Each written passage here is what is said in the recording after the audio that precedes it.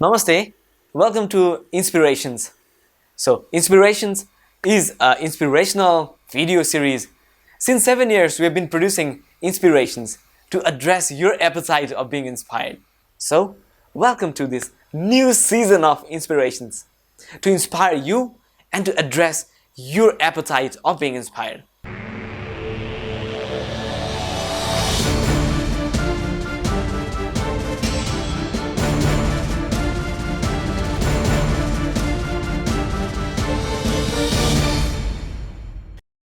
Hello everyone, welcome to Inspiration, the essence of life.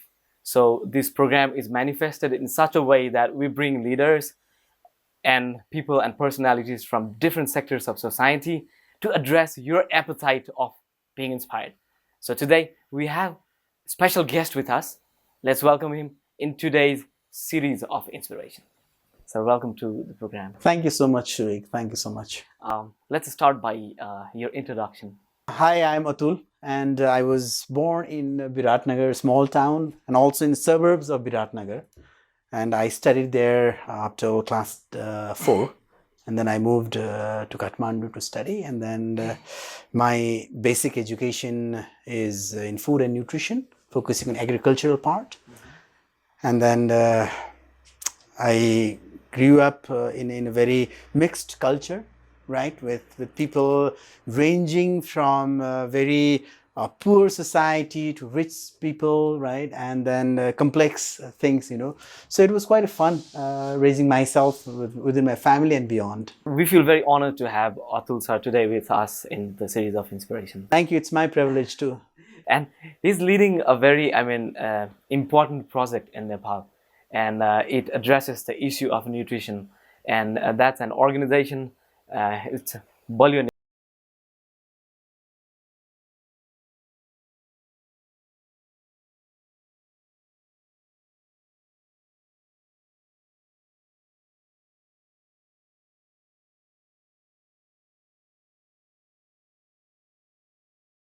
Can you please explain us how the forthcoming Nepal is Baliyo Nepal?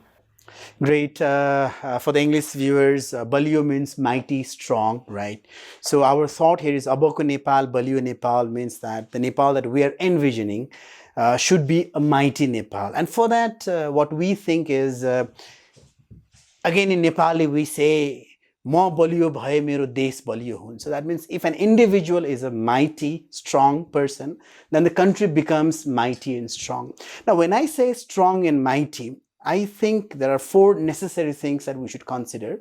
One is physical mightiness, and then emotional, that is cognitive. The third is social and moral. So these 4 things have to be there. And Baliyo Nepal Nutrition Initiative talks about physical and cognitive part, where we say that right nutrition will make you strong physically and mentally. So this is where we are focusing on. So Baliyo Nepal is such a nutritional initiative that focuses on the nutritional behavior, the nutritional intake of the forthcoming generation, and it envisions Nepal to be Baliyo by, the nutrition, through nutrition initiatives.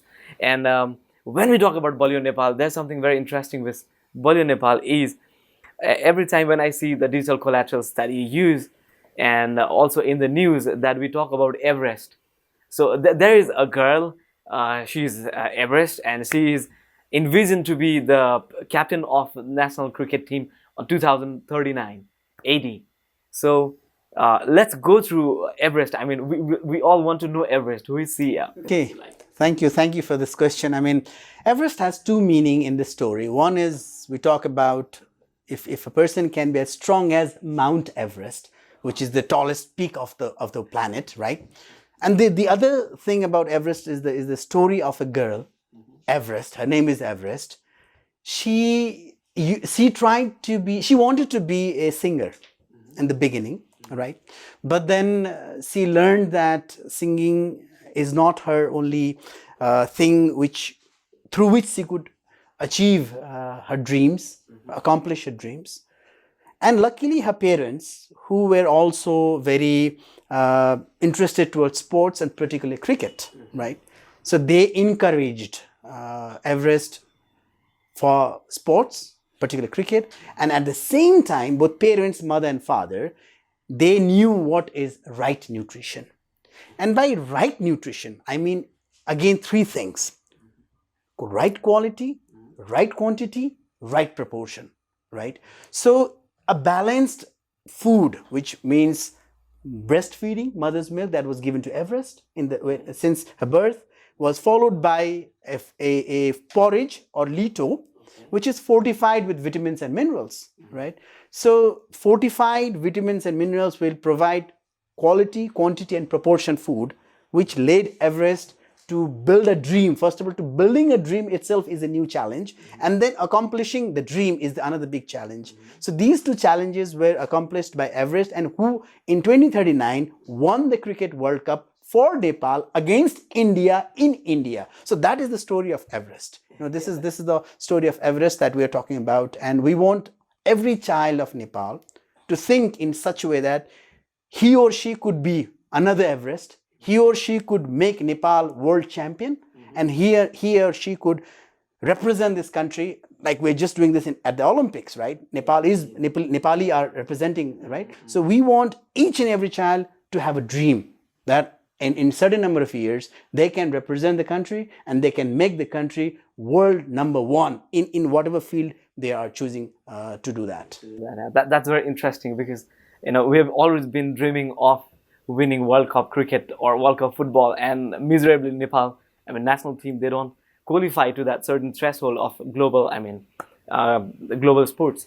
So even the Baliyo Nepal, Baliyo Nepal, and the sports and the Everest thing was also been promoted by Paras Khadka and Rubina Chetri, and we have also heard to the clubhouse meetings about this, and some videos and all. So we're very thankful for you to come up with such an innovative idea where we can integrate those nutrition related things in our behavior.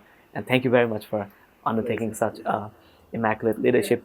And again, getting into the cricket thing, because we all are interested with it.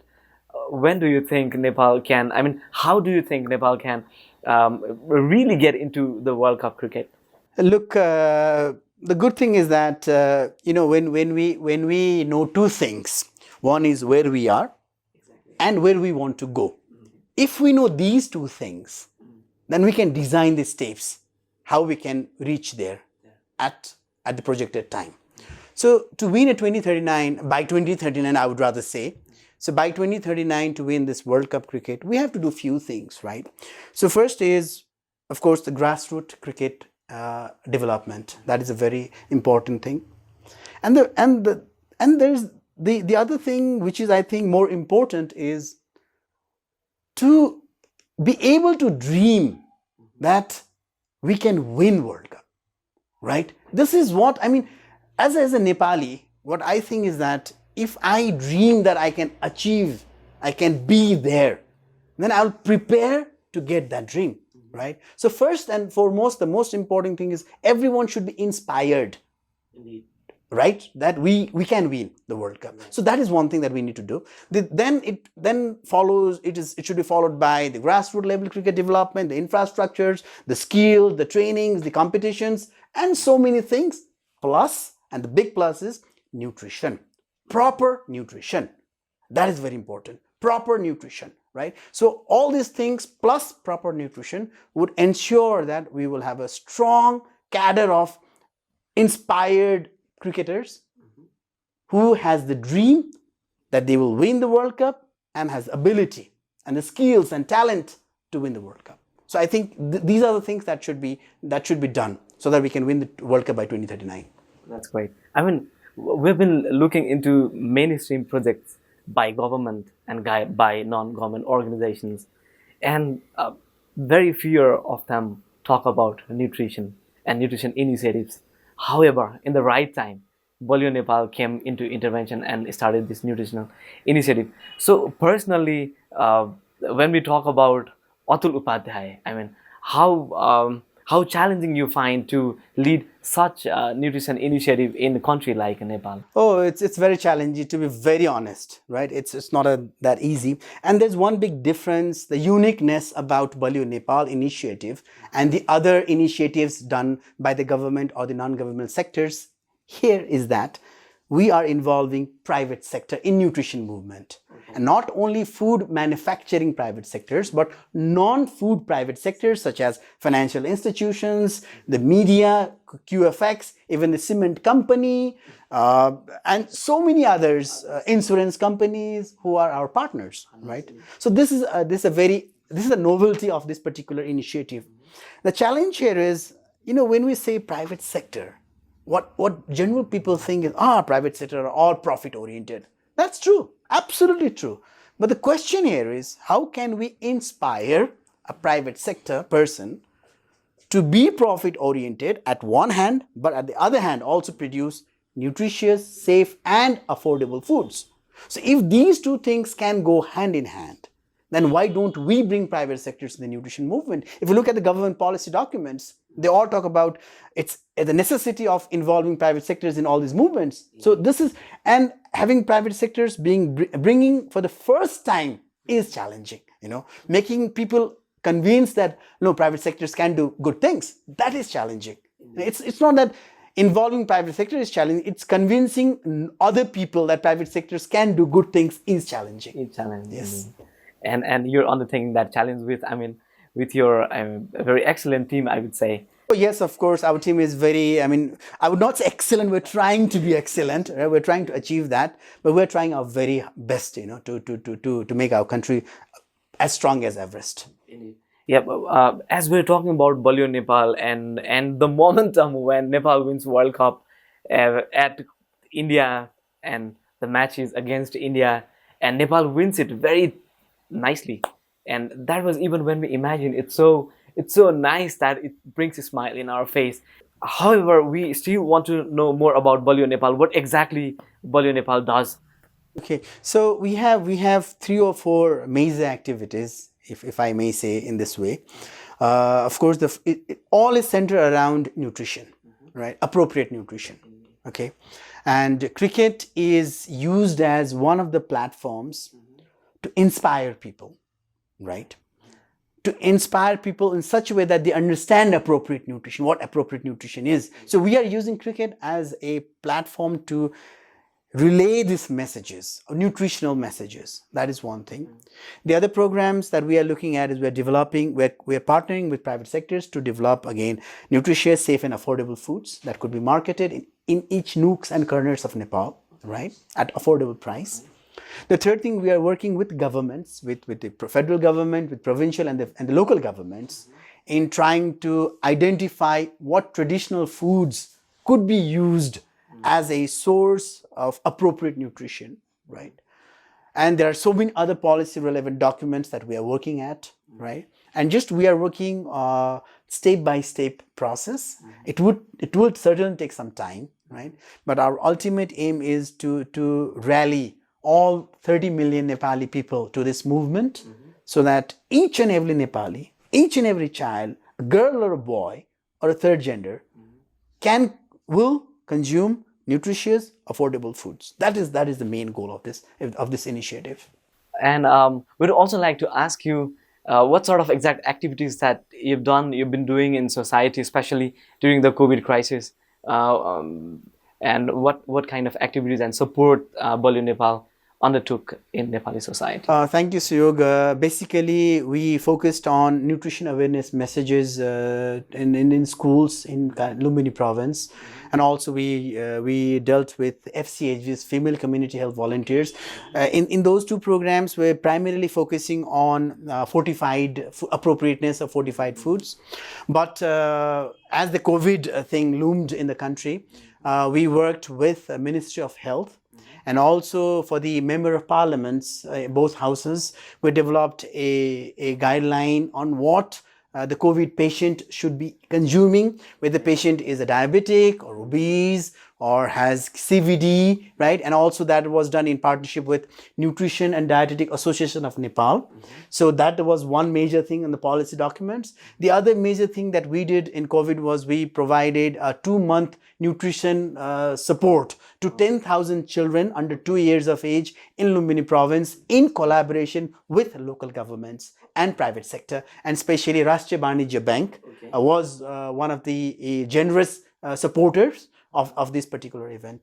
That's awesome. That's awesome, in fact. So best of luck for your endeavor. Now, wrapping up the show, I would also like to ask you, what message would you like to convey to the forthcoming generation?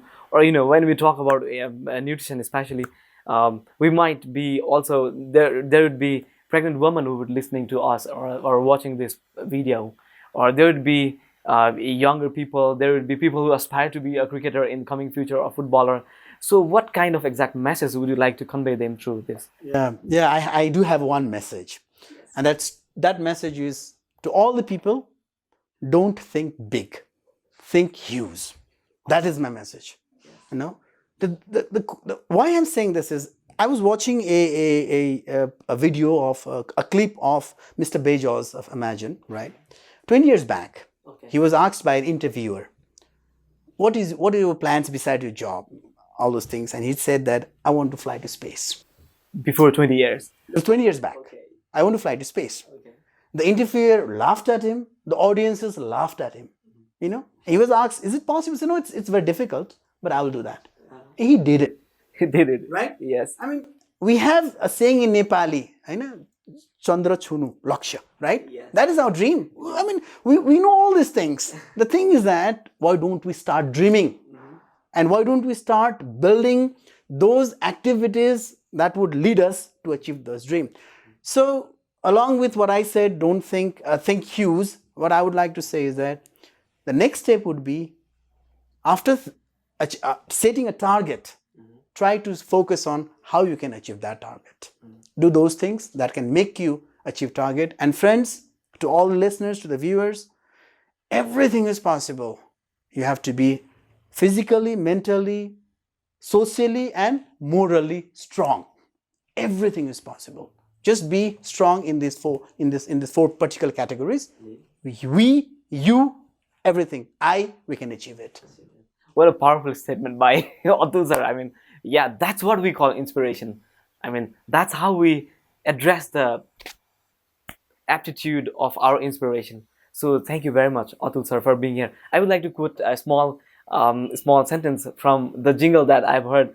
Agla, Baliya, ra Buddhiman. I mean, they should be, tall, strong, and intelligent at the same time. So that's how Baliyo Nepal is coming up into your doorsteps and bringing its interventions and messages. And we hope you would, continue doing this in a larger scale. And the good punchline was, don't think big, think huge. Thank you very much, sir, for being with us. Thank you for this opportunity, Suyog. Thank you so much. For them who want to know more about Baliyo Nepal and the interventions that they're doing in Nepal, you can just hop into www.baliyonepal.com. You can also search for their Facebook, Instagram, and know the good things they're doing. And you can also see these things in Paras Khorka Rubinachiotri's Facebook activities. Also go into YouTube and search it out. Thank you for staying with us. Thank you, Atul sir, for being with us. Stay tuned and keep being inspired. Thank you very much.